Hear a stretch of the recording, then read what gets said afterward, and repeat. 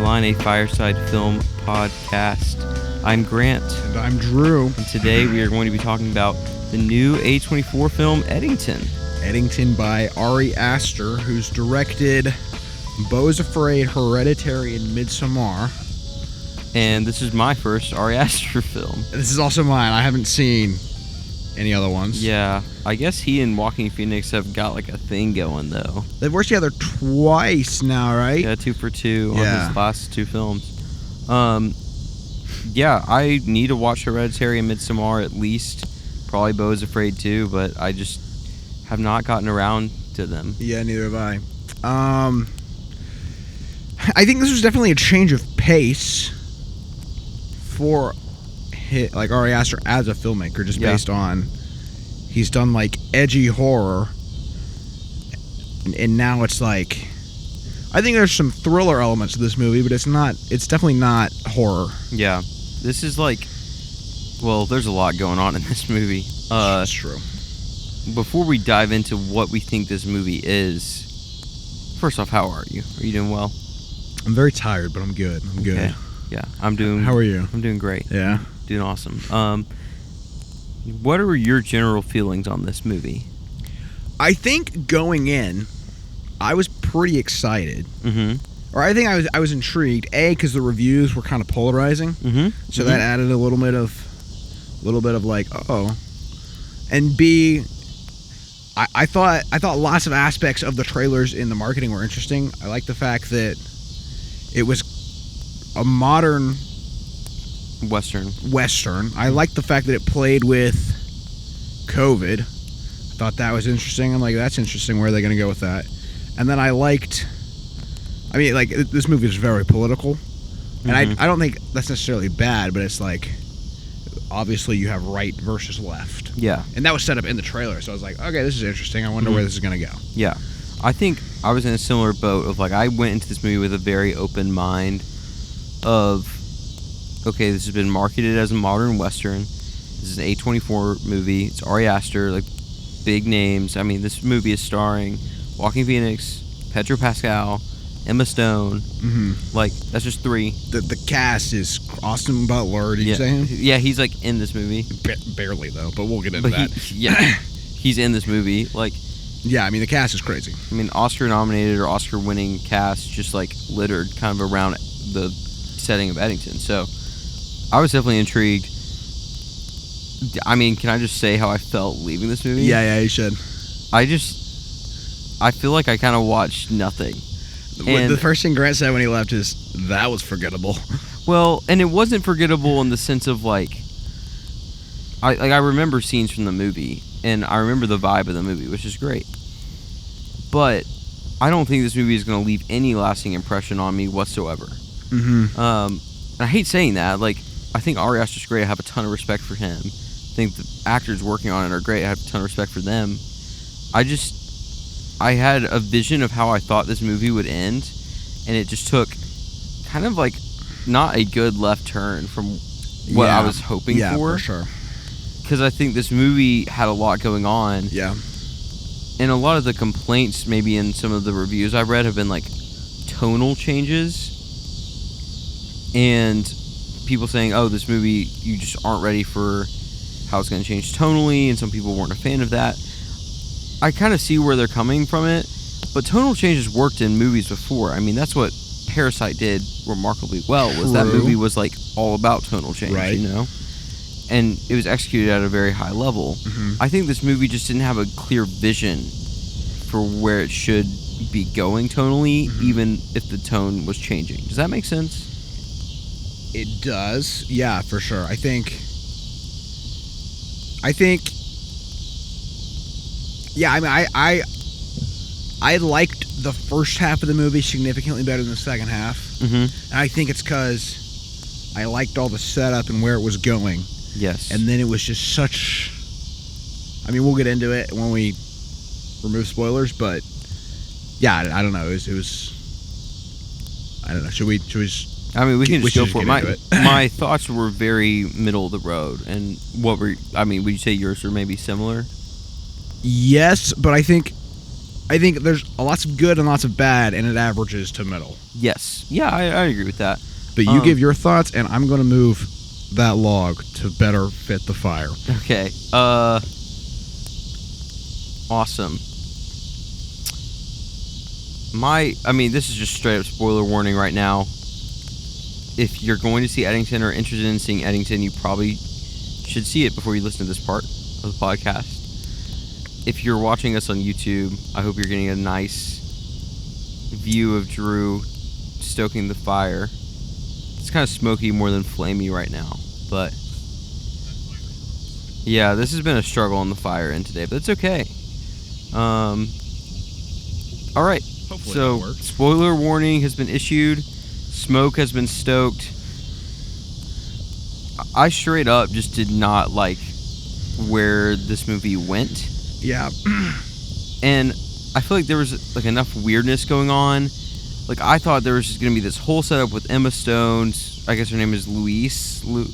I think it's Louise. I would believe that. Either that or Louisa. I don't remember. But she has all these weird dolls that she's making, and I'm like, okay, that's really interesting. Maybe something's gonna happen with that. Nothing happened. Yeah. Austin Butler shows up in this movie for literally one scene. For one scene. I guess technically two, but he's barely in this movie, and he's just like a creep, and then like jets. I don't know.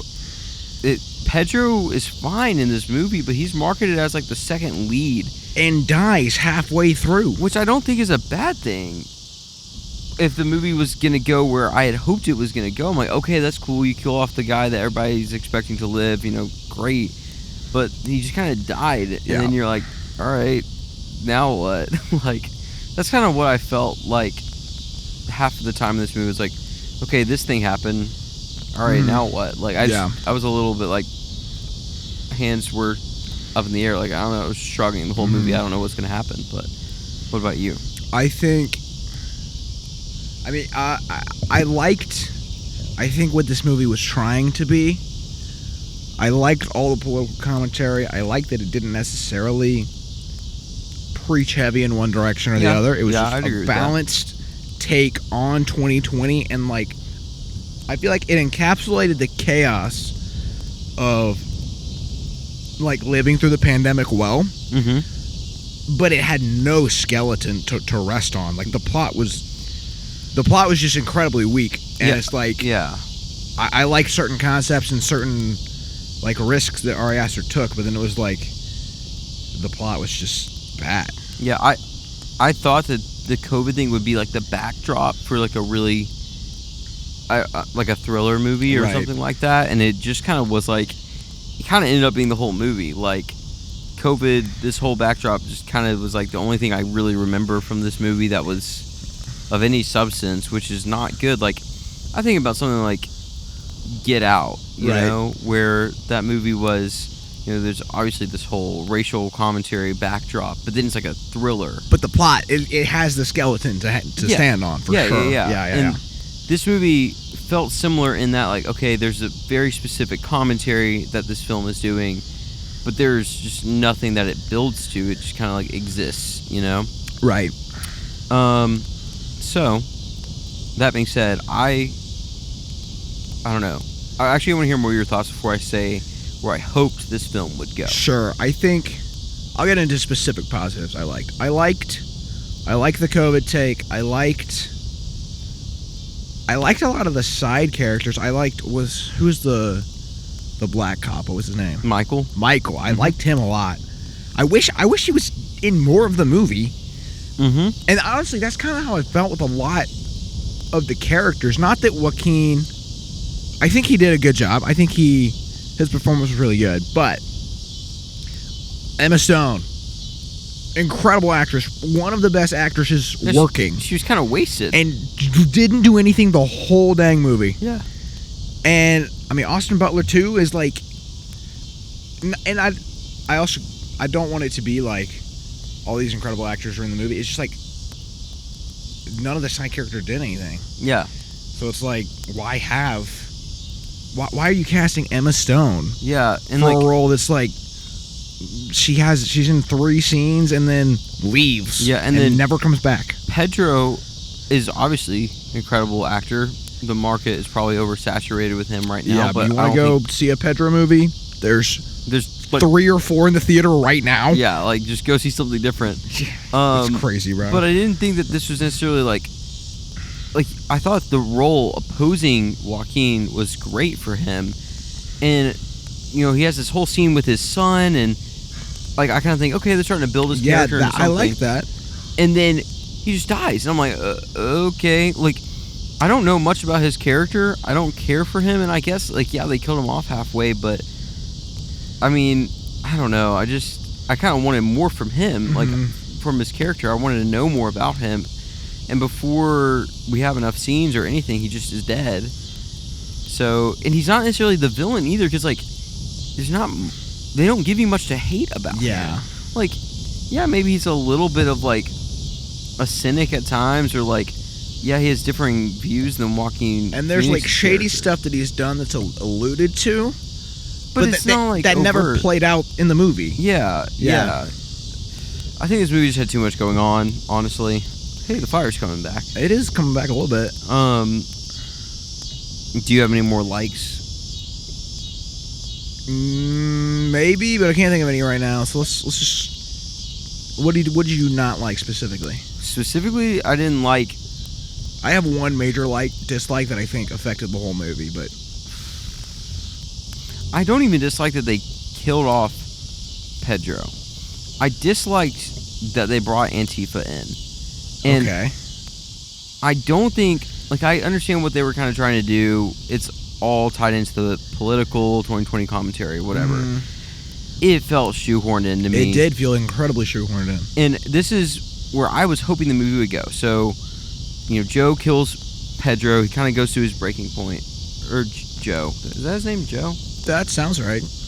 Anyway, he kills Pedro, whatever his character's name is, Joaquin does. And then there's this whole thing where he's trying to kind of cover up the murder, and someone's on his tail, and then he frames Michael, who's the kind of assistant cop, and he's a sharpshooter.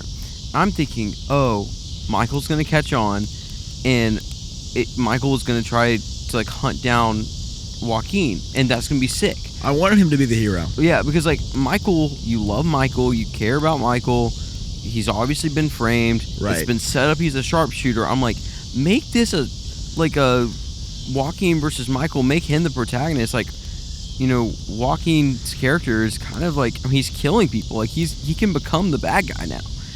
And instead, they just leave you with Joaquin for the rest of the movie and have him fight off and kill Antifa people. I'm like, right. I just didn't. It kind of felt like it went nowhere, And Michael dies, but then doesn't. Yeah, and he's still in the movie at the end, and he's shooting, and that's how the movie ends. And I'm like, what? I didn't understand the point of that. Which, by the way, the shot at the end where he shoots and it's focused on him. Oh yeah, I thought that was so sick. There were definitely some sick shots. So in this movie. Sick. Yeah, the cinematography was honestly really great at times. But yeah, I think that was the main dislike of the ending. It just felt like it got in over its head of I want to do a million different things, and then this movie just would not end. Yeah, it's a long movie. And we also probably made the mistake of seeing this starting at 10 p.m. Yeah, we did. It's true. But it was 12:10, and I'm like, okay, this movie's got to be wrapping up now. And then you just kind of get this overlong 30 minutes of, I'm sure his character's name is Joe. I'll look it up here in a second, but. He gets stabbed in the head, and you're like, oh, he's dead. And then he doesn't die. And then he just is like a vegetable. Right. And you just walk through a few scenes with him, and then the movie ends. And it's just 30 more minutes. I don't know. I thought the ending was intriguing. I didn't hate the way it ended. There was an hour and a half of middle ground that is and again, I think the whole build-up between Pedro and Joaquin I really liked. Mm-hmm. And then I thought, the reason or the breaking point for him is when he's at Pedro's rally for him to be mayor, and he gets a noise complaint because he's the sheriff, which that whole scene was kind of weird because it was all backed by Katy Perry's Firework. Yeah. And you're it's just so tonally not the vibe. Yeah. But I it was kind of funny, so I will let it slide. But he tells Pedro to turn it down, and he doesn't. And then Pedro slaps him. Yeah. And that was his breaking point to murder him and his son and the random homeless guy. Oh, yeah. Well, I guess he killed the homeless guy first. He killed the homeless guy first, but I'm like... I do think, his wife had left him. It's true. And he had really been struggling with connecting with her. That was set up from, like, the first shot of the movie. He was under a lot of stress, but he was set up as the sheriff of 7 years and a generally likable guy for basically the whole movie. Yeah, like, the first half of the movie, I'm like, this guy's a good husband and a good cop. Yeah, well, relatively good cop. He was likable and good. Yeah. And then he is put under some stress and then snaps and murders 3 people in one night. I feel like if he had, like, maybe accidentally killed the homeless dude and then that was the cover-up that he had to do and he had to, like, hide it while, running for mayor against... It's Ted. It's Pedro's character. It's Ted Garcia. And there was this whole tension of, like, I have to hide this murder I just committed. I'm a good guy. And, like, that could have been interesting.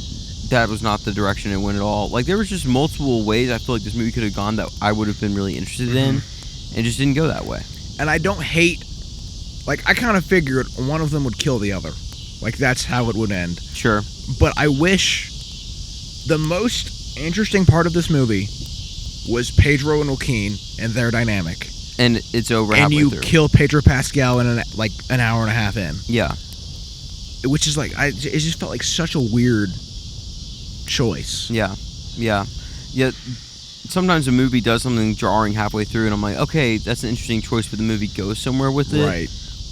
This one, not at all, really. Like honestly, Pedro's not even talked about in the last hour and 20 minutes of the movie. Yeah, there's like an investigation, and then Antifa shows up and starts wreaking havoc. Yeah. And you're like, it's just such a weird movie. And I did think the action sequence with Antifa was kind of cool. No, I thought it was sick, yeah. I thought it was very engaging, but I don't know, I just did not buy into any of the story behind it, so it kind of made it feel a little pointless, you know? I mean, I can kind of get a little bit into my likes of I did like the cinematography, I liked a lot of the acting, and I did like some of the political commentary. I thought it was interesting. Right. You talked about the use of phones. Do you want to talk any more about that? Oh, yeah. I mean, I thought the use of social media was... I thought it was super interesting and well done. And, like, the use of media taken out of context. Yes. And, like, that whole element, I was like, super interesting. There's lots to, like, unpack. And even just in the cinematography of, like... I mean, there was... Oh, I guess it was at the very end of, like, the POV shot of the kid. Yes. With his phone and the gun. Yeah. And he shoots the Antifa guy. He's like, oh, my gosh, I just saved the sheriff. Yeah. Like, that whole shot, I think, like, said and says so much about, like, where we are right now. I just thought it was super interesting. Yeah. Yeah, I agree. And... I thought that there were a lot of interesting concepts in this movie. 100%. And there's this whole random backdrop of this development that Ted Garcia is signing off on, and like there are so many things that could have been really interesting, and they all feel undercooked. Like 100%. This movie did not deserve to be 2.5 hours long because it didn't earn it. And then also there was more than enough stuff for it to be 3 hours long and for it to be interesting, but it didn't go. Like, it kind of felt like it got caught somewhere in the middle, you know? Of, like, it tried to cut down enough for runtime, but also, like, I don't know, so. I think the way it ended, or the way it started, it was like the shot of the blueprint of this data center. And then for the first hour and a half, when Pedro's alive, he's pushing for this data center, or, like, that's part of his campaign. And then he dies, but then at the end... Joaquin wins the election. Yeah, I guess. The data center is put up. Yeah. Which means, like, the left wanted the data center, but then the right put it up. And I think, like, that whole element of, like... I think it's interesting that it was... The left was fighting for something the right was opposed to, but then the money... Like, it still ended up happening in, like, a cynical... way. I think is cool, but that was so underdeveloped. Like, I probably sure you say that and I see that now, but I didn't take that from any of those scenes. Right. I mean, I think the way it was executed was pretty abysmal, but I think the idea is good. Yeah. And then there's also a lot being said of like Deirdre O'Connell's character at the end was like running. I mean, it was a shot at Biden. Like that's what it was, of like him laid up in the chair, and it's like, oh, I don't know, it's sad. Yeah. But again, the ending was. The ending was just so weird. Yeah, it didn't feel like it ended on an open-ended or a closed-ended note. You know, it didn't tie it up, but it also didn't leave it like, oh, that's a cool open-ended ending. It just kind of like, and the credits are rolling. And like the nurse gets in bed with the mom of his wife, and then it ends. Yeah. And you're like, oh. And Michael's shooting, and you're like, okay. Yeah, and I do think that there was a little bit of cause and effect of this movie. Like, there's this kid. He's very influenced by. It's the kid you were talking about. He's very I thought that by was cool too. Black Lives Matter and social media, and then he saves the sheriff, and then goes all the way the other direction of like very far right. And like, there's a lot about cause and effect there, and maybe the ending was trying to be like cause and effect with some of all these other characters. Like, where will they go next? But it didn't. I don't want to say it didn't spell it out, but it just didn't get me there where I was thinking about that, you know? I think the ending of the kid was interesting because it was like he was super passionate about Black Lives Matter and like the left's all because of a girl. Yeah, all because of a girl. But I think, he did the rally of like, we have to remember Pedro and his son, and it was saying lots of left-wing things, and then he blows up with this gun video saving the sheriff, and then it's like the next shot he's on Fox News. Yeah, and it's like I think there's an interesting dynamic there of like, and he's like, he lives in a house and like he got a bunch of money preaching right things, and then it's right now it's like, it's funny. And I do think that there was a lot of like politics are really about money. Yeah, like, no, for sure. Like that was great, but the movie didn't hammer that home. Yeah, it's just Here's what I think happened. I think Ari Aster had a lot he wanted to say about culture, and then threw that all in, but didn't have a story. Yeah. And I think at the end of the day, I don't care who you are, you can be Martin Scorsese, and if you don't have a story, you are not going to make a good movie. Yeah, I agree. And I don't know, I think this movie, that's where it buckles probably. For sure. The biggest is, it's runtime or whatever, but there are movies that have an incredible story and are so long, but they earn it, you know? Right. Now, there's a ton of 3-hour movies that we could list off that earn its runtime, and this movie, even though it didn't hit the 3-hour mark, it still didn't earn any of its runtime, really, you know? So, well, do you want to review it, put our rating on it, on our scale? I would say it's tier 3, and I think you should like watch it on a streaming service if you're into like artsy movies. Yeah, I'm like, but also it's like 2.5 hours of your time. Yeah, I don't know. I'm a tier lower. I'm like, you can maybe watch it on Tubi. Yeah. That's where I'm like, kind of set on it. Not that it's like there is some value to take from it, but I would have rather watched other movies or honestly slept with that 2.5 hours I spent in the movie theater. And I feel bad saying that, but just I don't know. I don't feel like I've gained anything from watching this movie. Yeah. So. Yeah, it was a mess for sure. That's okay. It's okay. We reviewed it, so we maybe watched it. You don't have to. But thank you guys for joining us. This Thursday, we have The Social Network, which is significantly better. We would say it is significantly better than Eddington. I think anybody. Also has some good social commentary in that one too. Also good social commentary. Yeah, there's a lot going on in that one, but go watch it this week. Tune in for our podcast 7 p.m. on Thursday. 7 p.m. Thursday. Be there. This has been an episode of Stole My Line. I'm gonna let Drew say the catchphrase. I'm ready. Okay. Are you ready?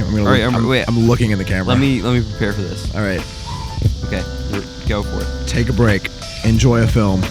Probably not Eddington though. Go watch Social Network. Or anything else. Or anything else. Yeah.